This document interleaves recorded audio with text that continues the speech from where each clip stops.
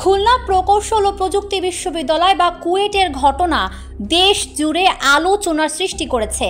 মঙ্গলবার শিক্ষার্থীদের সঙ্গে ছাত্রদল নেতাকর্মীদের সংঘর্ষের ঘটনা নিয়ে সামাজিক যোগাযোগ মাধ্যমে চলছে সরগরম আলোচনা। এরই মধ্যে চমকপ্রদ তথ্য দিয়ে ভিন্ন আলোচনার অবতারণা করেছেন বিএনপির আন্তর্জাতিক বিষয়ক কমিটির সদস্য ইঞ্জিনিয়ার ইশরাক হোসেন। তিনি দাবি করেছেন, তিস্তা বাঁচাও আন্দোলনে মানুষের দৃষ্টি ঘুরিয়ে দেওয়ার জন্যই কুয়েটে সংঘর্ষের ঘটনা ঘটানো হয়েছে। নিজের ভেরিফাইড ফেসবুকে দেয়া এক স্ট্যাটাসে এই দাবি করেছেন ইশরাক। তার পোস্টের পরে শুরু হয়েছে নতুন আলোচনা। কুয়েটে ছাত্র রাজনীতি নিষিদ্ধের দাবি ঘিরে মঙ্গলবার ছাত্রদল ও সাধারণ শিক্ষার্থীদের মধ্যে দফায় দফায় সংঘর্ষ ও ধাওয়া পাল্টা ধাওয়ার ঘটনা ঘটে। ঘণ্টাব্যাপী চলা ওই সংঘর্ষে আহত হয়েছেন অর্ধশত শিক্ষার্থী। তাদের অধিকাংশের শরীরে ধারালো অস্ত্রের আঘাত রয়েছে।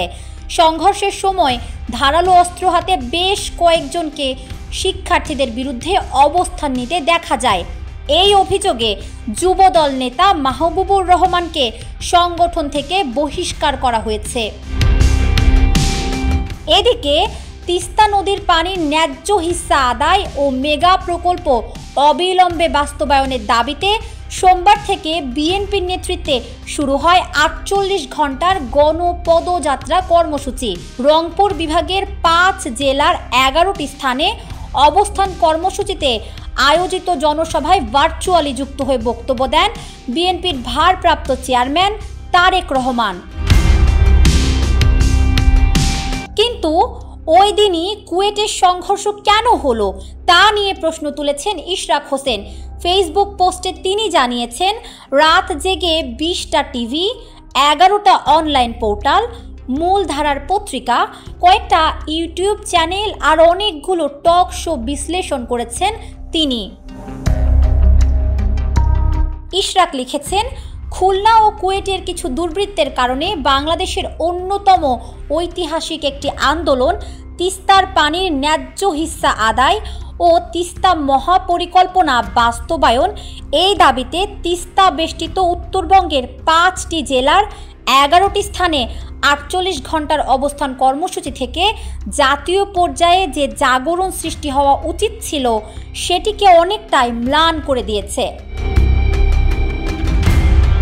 ইশরাক হোসেন আরও লিখেছেন, ভারতের অন্যায় ও অবৈধ আচরণের কারণে কয়েক দশক ধরে ২ কোটি জনগণের আহাজারি নিরসনের এই কর্মসূচি কয়েকটি মানুষরূপী কুকুরের কামড়া কামড়িতে দেশের মানুষের দৃষ্টি ঘুরিয়ে দেওয়ার কাজটি করল। আর এ ঘটনায় যারাই দোষী তাদেরকে খাঁচাবন্দি করার দায়িত্ব পুলিশের বলেও মন্তব্য করেছেন তিনি। আর পুলিশ সেটি করতে ব্যর্থ হলে তাদেরকেও ষড়যন্ত্রের অংশীদার হিসাবেই গণ্য করতে হবে বলে পোস্টে লিখেছেন ইশরাক।